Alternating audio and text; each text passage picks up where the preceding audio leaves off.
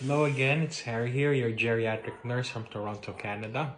Back for more information dissemination for the care for the older adults and their caregivers. Tonight, I just wanted to briefly touch on a very sensitive topic, death.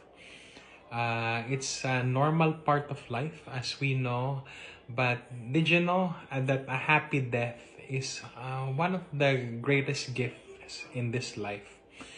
Um, and one can achieve that by pre-planning. It's very important to have a will written, and also I understand sometimes it may be a taboo topic for certain people, certain cultures, but something, a conversation that needs to be had if one is planning ahead, especially if you have received a chronic condition that is expected to get worse over time. Um, I know it's not a welcome topic all the time, but it's just very helpful to have a clear guidance to the care team.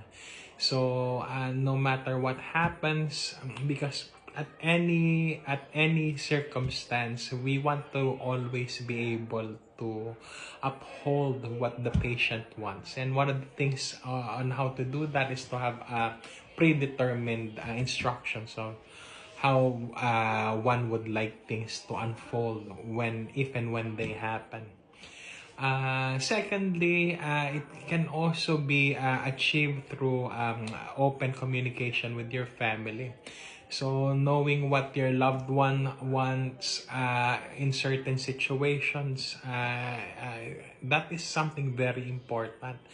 Because usually end of life, deciding about withdrawal of care or changing of the direction of care is a very hard decision and big decision to make, but an important one, to have certainty and always to make sure that you are promoting what the person wanted, if he or she is able to decide.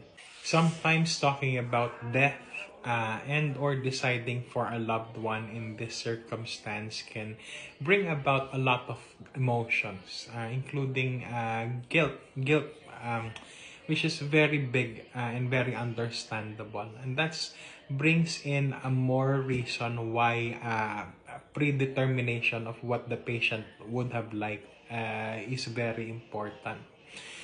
Additionally, it's also important to not carry it all on yourself. It's important to always involve all the family if possible, so that everybody could put in um, how they know the patient best, so that the family could decide as a family, and so that the weight is distributed, and also ensures that it's most likely what the patient would have liked, because it's a lot of family members there. That can be good and bad, because there's sometimes there may be hopefully there's no dynamics, but if there is, that can be tricky. And if that's the case, then one assigned, hopefully there's a power of attorney for care. But if there's none, usually it's helpful to just have one voice for the entire family while they do their own thing.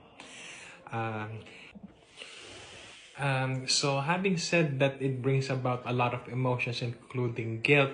It's very important to ensure that you are deciding for the patient and not actually for yourself or those guilt feelings. And these emotions are very normal to feel, but allow and be open to what the experts are saying, especially if the loved one, if the patient is it will depend on a lot of things, like for example their prognosis, their age, and things like that. So that's why in times like that, it will be very crucial to listen to what the experts are saying, because they see this every day and they'll be able to guide you and offer you what the options are at that point. That's it for now. Thank you so much. Keep on smiling. Hopefully, when if and when you are faced with um, decisions like this, you always reach out to your primary care provider. They'll be able to direct you accordingly, have you connected with the appropriate resources and things like that. So take care and till next time.